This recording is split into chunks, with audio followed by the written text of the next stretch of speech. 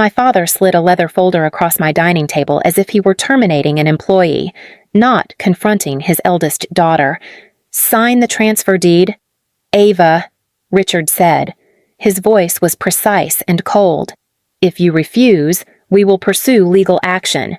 This story is an original creation by the writing team of the Revenge Amber channel, inspired by the hidden corners of family life, and told with the purpose of fostering emotional connection and spreading understanding.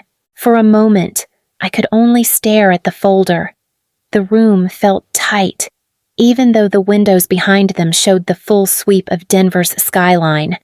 My mother, Lillian, sat stiffly beside him, hands folded so tightly her knuckles were white.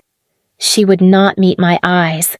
Vanessa, my younger sister, leaned back with her arms crossed, wearing the expression she always used when she expected something to be handed to her. I pushed the folder back. "I am not signing over my condo." Richard's jaw tightened. "We helped you once." "Ava, families support each other. You paid an inspection fee," I said quietly.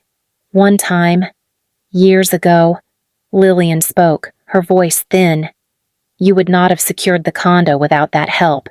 You owe this family stability." Vanessa let out a soft, derisive breath. "You live here alone, Ava. 3 bedrooms for one person. Meanwhile, Drew and I are barely keeping our place together." The shift in power was so familiar it almost made me laugh.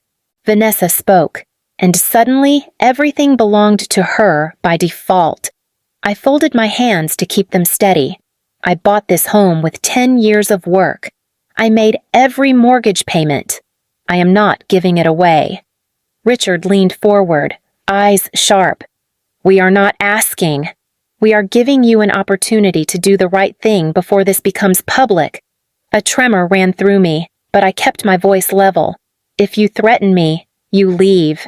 Lillian finally looked up, hurt blooming across her face like I had slapped her.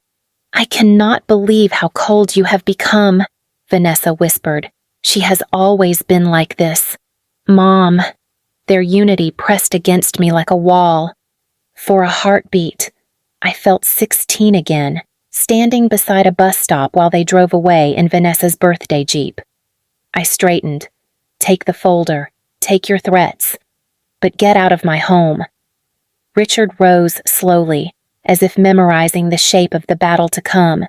"You have made a mistake. Ava, think carefully. Think about Christmas. Think about family." I opened the door and kept my voice steady. "Good night."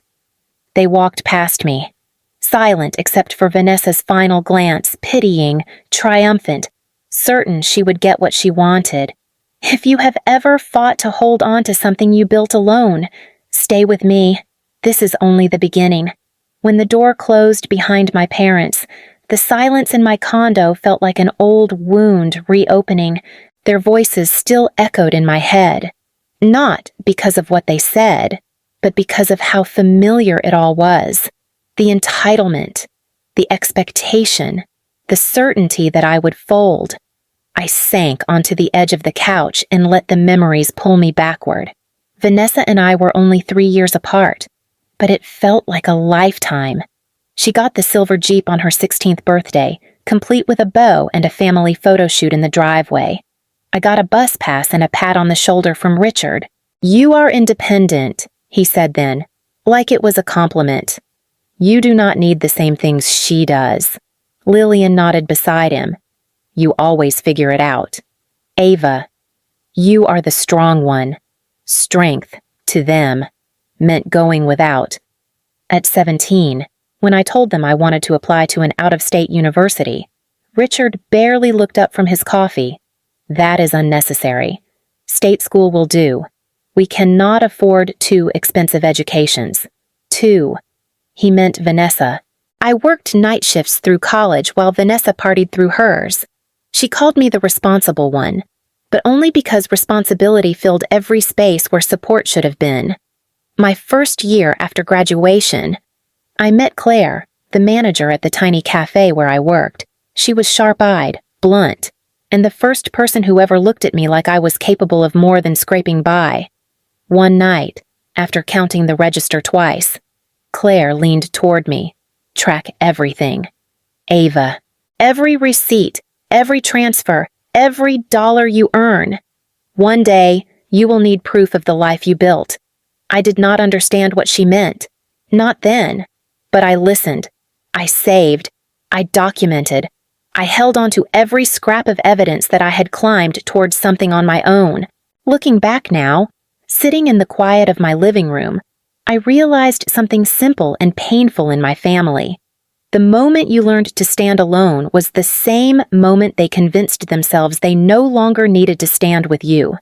By the time I turned 29, I had worked more jobs than I cared to count. Morning shifts at the marketing firm, evening shifts at the bookstore, weekend freelance work every hour I could gather. I turned into savings. Over 10 years. Those hours became $84,000, the exact amount I needed for the down payment on the condo on Ridgeview Street. When I told my parents I was buying it, Richard only said, "Do not overextend yourself." Lillian added, "A 3-bedroom unit sounds excessive for one person." Vanessa laughed. "Who are you trying to impress?" "Ava." I did not argue. I signed the papers alone. I wired the $84,000 from my account. I accepted the 30-year mortgage with a monthly payment of roughly $1,850. And when the inspector threatened to cancel on the final day, Richard sent one payment of $1,200 to cover the fee, his single contribution, the one he now called a foundation for ownership. When I carried the keys into the condo for the first time, Vanessa posted her 3rd vacation of the year. My mother commented on my photo with one word, "Nice." My father did not acknowledge it at all, but I remembered Claire's advice.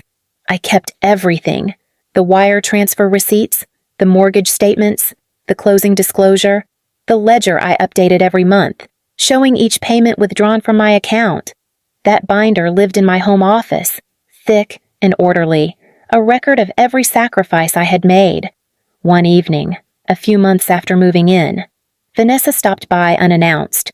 She walked through the living room slowly, touching the counters like she was assessing their worth. "You really live here?" she asked. "Yes," I said. She gave a small smirk. "Well, enjoy it while you can."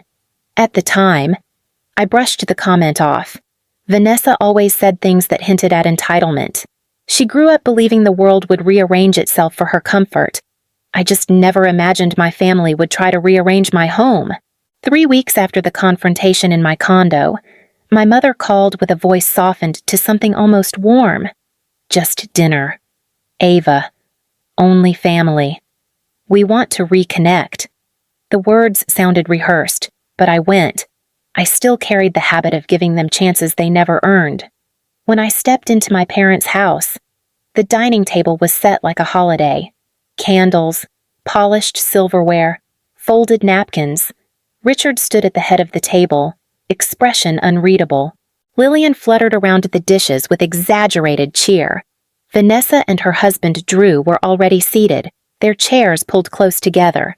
I sat down slowly. "What is all this?" Lillian smiled too quickly. "A family moment. We have missed you." We made it through the appetizer's intense politeness. Vanessa kept brushing her hand across her abdomen in a way that drew attention. Finally, when dessert was placed, the shift came quiet but unmistakable. Lillian cleared her throat. "Sweetheart, we need to talk about your living situation." Richard leaned forward. "A 3-bedroom condo is unnecessary for one person." I set my fork down. "My living situation is not up for discussion." Vanessa's hand slid to her stomach again. "I am pregnant," she said softly, waiting for applause. I nodded. "Congratulations." She looked wounded by the simplicity of my response. "My baby needs space. Ava. Stability.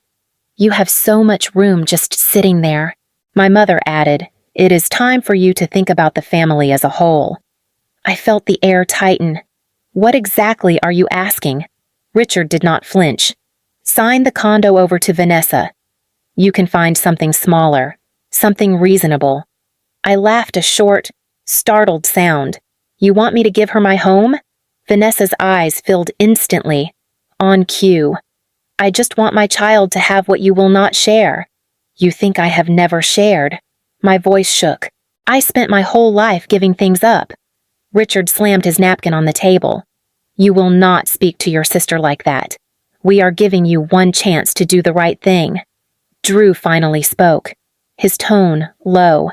Vanessa and I are struggling. Ava, you know that. I turned to him.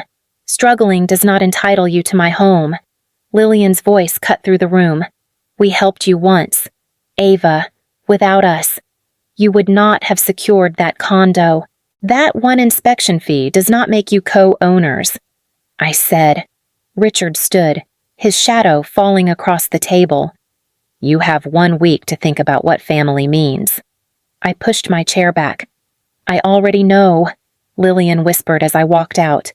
You are going to regret this. The worst part was that a small part of me believed her. 3 days after the dinner, a certified envelope arrived at my door. The weight of it felt disproportionate to its size, as if the paper inside already knew what it intended to destroy. I opened it standing in my kitchen, my hands trembling before I understood why. The letter claimed my parents had an equitable interest in my condo. It referenced a supposed familial understanding, the $1,200 Richard had paid years ago, and an alleged oral agreement that the property was always meant to support the younger sibling's future stability. I read the words twice, then a third time. They were accusing me of betrayal. My phone vibrated, a notification from Vanessa's account. She had posted a photo of her hand on her stomach with the caption, "Some people forget the family who lifted them up. Pray for us." Comments exploded with sympathy. Cousins, aunts, people I had not spoken to in years. Another vibration. A group chat lit up 14 relatives. My aunt wrote, "Ava, how could you deny your sister a safe home?" Someone else added, "Your parents sacrificed everything for you." I typed nothing. Then a voicemail icon blinked. My mother's voice trembled when I played it. I never thought I raised someone so cold. If you cannot do the right thing, do not come to Christmas. Or any holiday. We do not want strangers at our table. I felt something inside me tilt, as if the ground had shifted. The shame they counted on pressing into me settled like a weight across my chest. Vanessa texted separately, "You are choosing a building over your own family." I stared at the screen until the words blurred. "It is my home." I finally replied. She answered instantly, not for long. My breath caught. The threat was not subtle. It was a promise. I set the phone down, but the walls of my condo felt closer than before. Their voices, their accusations, their certainty that I would fold it crowded the space around me. And for the first time, I wondered if I was truly prepared for what they were willing to do next. That night, I pulled the binder from the office shelf the way some people reach for a lifeline. My hands hesitated on the cover. Claire's voice echoed in my mind, steady and sure. Treat every dollar like evidence. I had never understood the weight of that advice until now.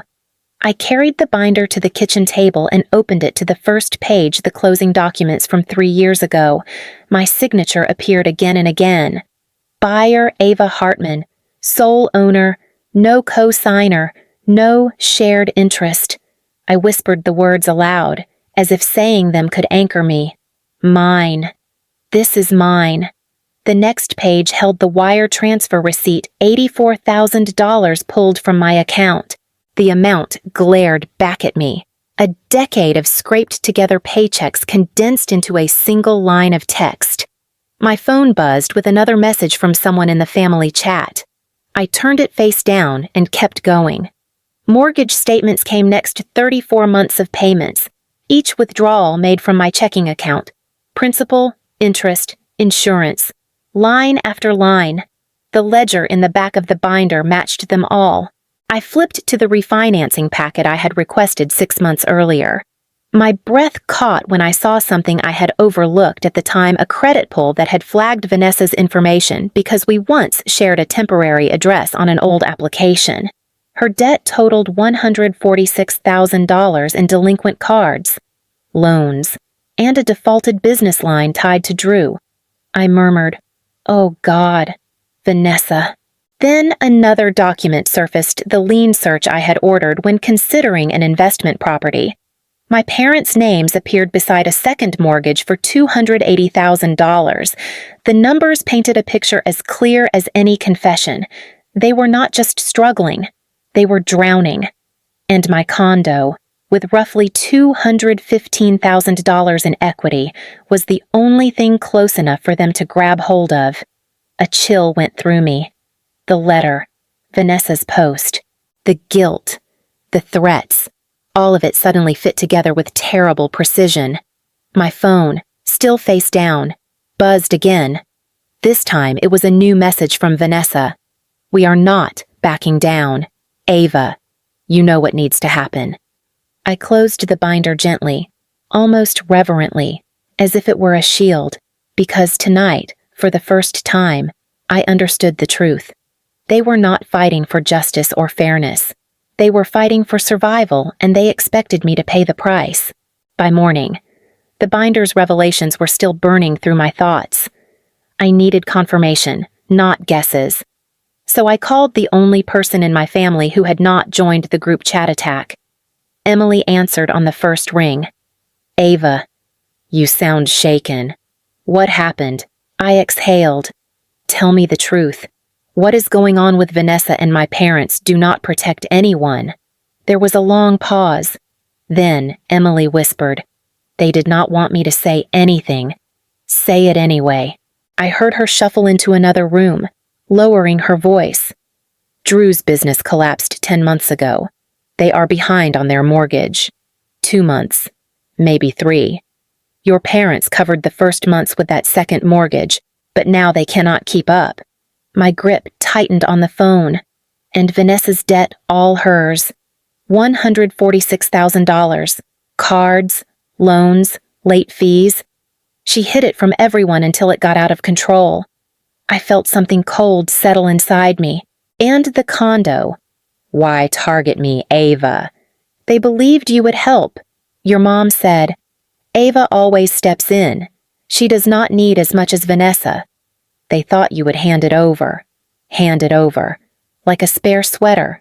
Emily continued softly. "They are desperate. Not evil, just drowning. But they should not have done this to you." I swallowed, the betrayal sharper than anger. "Thank you for telling me. Ava," she said gently, "whatever comes next, you do not owe them your future." Her words struck deeper than she knew, because for the first time, I believed them. By the next afternoon, I had made my decision. If my family wanted a legal war, I would not walk into it unarmed. I searched for the name a co-worker once mentioned in passing, a real estate attorney with a reputation for precision and zero patience for manipulation. Miriam Cho.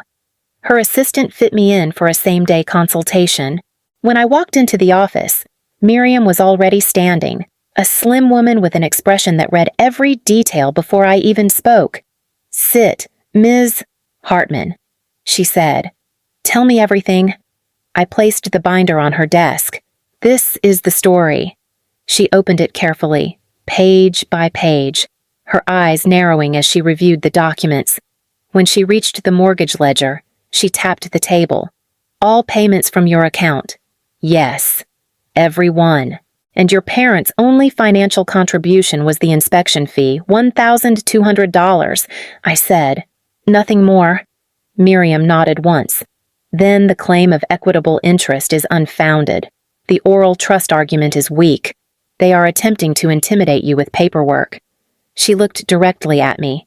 "You do not have to let them." I felt my breath loosen, just a fraction. "What do I do?" "We go on offense," she said. "First, we draft a notice of intent for a declaratory judgment. That establishes you as the sole legal owner. Next, a cease and desist order to your parents and sister, no more threats, no more smear campaigns. And finally, we prepare a counterclaim for damages and legal fees if they escalate. The clarity in her voice grounded me in a way nothing else had. My family will not take this well, I said quietly. They do not need to take it well. Miriam replied, they only need to follow the law. I watched her assemble the papers with deliberate movements. Each page she added felt like a brick placed between me and the chaos my family had been hurling at me. When do we start? I asked. Miriam closed the binder gently and met my eyes. We already have. I will send the first notices tonight. For the first time in weeks, someone stood beside me, not out of obligation, not out of guilt, but out of principle. And that changed everything. 3 days after Miriam sent the notices, her office called. Your parents' attorney is requesting an emergency mediation, the assistant said. They want to avoid litigation. Of course they did. The next morning, I met Miriam outside a downtown Denver mediation center. The building was all glass and steel, the kind of place where people pretended the truth mattered because the walls were transparent. Miriam adjusted the strap of her briefcase. Stay calm. Stay factual. I will handle the rest. We stepped into the conference room. Richard and Lillian were already seated with their attorney, a man in his 50s who looked exhausted. Vanessa sat beside them, her hands shaking despite the practiced tilt of her chin. Drew hovered behind her, trying to appear supportive and failing. No one greeted me. The mediator, a woman with a steady professional tone, gestured for us to sit. Let us begin by reviewing the claims. Before their attorney could speak, Miriam opened my binder and slid the first exhibit forward. The closing documents. Sole owner Ava Hartman. Signed 3 years ago. Their attorney looked at the pages, throat tightening. He offered no objection. Miriam placed the next set down. The wire transfer of $84,000 from Ms. Hartman's personal account? The down payment. Richard finally spoke. We helped her secure that home. We contributed $1,200. Miriam cut in. An inspection fee, not a down payment, not a mortgage contribution, not ownership. She tapped the document, which your client never contested until recently. Vanessa whispered to her mother. Mom, say something. But Lillian stared at the table. Silent. Miriam continued, sliding forward the mortgage records. 34 months of payments withdrawn exclusively from Ms. Hartman's account. She turned to the mediator. The parents did not contribute. Not once. The mediator nodded and made notes. Then came the credit report. Miriam placed it gently between the parties, though the information itself was anything but gentle. Vanessa's delinquent debt totals $146,000. Drew's failed business loan increases their liability significantly. Vanessa's breath hitched. You did not have to show that. You made it relevant when you claimed my client owed you her home. Miriam replied. Finally. She laid down the document showing the second mortgage. Richard and Lillian Hartman refinanced their own home 11 months ago, adding a $280,000 loan. They are now in danger of default. The mediator looked at Richard. Is that correct? Richard's jaw flexed. We did what we had to do for our family. And now, Miriam said softly, you want Ava to clean it up. The room hung in silence. Then, Miriam pressed a button on a small device and played a voicemail. Richard's voice filled the room. She does not deserve that condo. Vanessa needs it more. We will make her sign. Vanessa gasped. Lillian covered her mouth. Even their attorney closed his eyes. Richard surged to his feet. That was taken out of context. No, I said, my voice steady. That was the context. Vanessa broke, then really broke. She sobbed into her hands. I thought you would say yes. Mom told me you would. I did not know it would go this far, Lillian whispered. We were drowning. Ava. We were trying to protect the family. I looked at all of them, my family, the people who had spent months tearing my life apart, and felt something shift inside me. Not anger, not pity, just clarity. The family does not mean sacrificing one child to save another, I said quietly. Not anymore. Their attorney cleared his throat. We are prepared to withdraw all claims. Miriam slid a prepared settlement agreement across the table. Sign. Acknowledge Ava as the sole owner. Agree to non-disparagement. No future claims. One by one. They signed. Richard's hand shook. Lillian did not look up. Vanessa cried through her signature. When it was done, the mediator nodded. This matter is resolved. Miriam stood. I stood with her, behind me. I heard my mother whisper my name, but I kept walking. Some things, once broken, do not need repairing. 6 months passed before the edges of the conflict stopped feeling sharp, not healed, not forgotten, just dull enough that I could breathe without bracing for the next blow. I refinanced the condo at a lower rate, 3.9%. The savings each month were not huge, but they were steady, and steadiness felt like a luxury. I put part of that money towards something I had dreamed about quietly for years, a scholarship fund for first-generation students who worked nights the way I once did. I named it the Claire Hartman Scholarship. When I told Claire, she laughed, then cried, then hugged me like a daughter she had chosen. Vanessa reached out first. She sent a handwritten letter instead of a text. Ava, I am sorry. I cannot undo what happened, but I am trying to understand why I let it happen. She did not ask for forgiveness. She did not ask for anything at all. That was new. I wrote back, I accept your apology. Take care of your family. Take care of yourself. It was the most honest answer I had. A month later, Lillian called.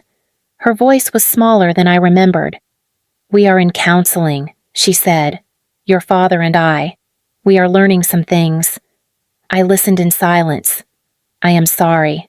Ava, she whispered, for all of it. I did not open the old wounds. I simply said, thank you. Boundaries formed quietly, like fences built one board at a time. We spoke occasionally, surface level, steady but cautious. No more requests, no more demands, no more claims to pieces of my life. One evening, I hosted a small dinner with people who had stood by me without condition. Emily and her kind steadiness, Miriam with her sharp wit and fierceness, and Claire, who toasted me with sparkling water and said, look at you now. After dinner, I stepped onto the balcony alone. Denver stretched beneath me, lights flickering like a living map. The air was cool, steady, familiar. Miriam joined me, leaning on the railing. You handled yourself with more grace than most people would. I did what I had to do. I said, that is not the same thing, she replied. And you know it. Maybe she was right. Maybe protecting myself had been the first real act of love I had ever given the girl I used to be. As they all gathered their things to leave, I thanked them. Not with speeches, just a quiet sincerity that felt heavier than gratitude. If you have ever fought for something you built with your own hands, if you have ever drawn a boundary you were terrified to hold, then you already understand this part of the story. And if it resonates with you, stay with me. There are more stories like this, more moments of reclaiming, rebuilding, and choosing yourself waiting to be told.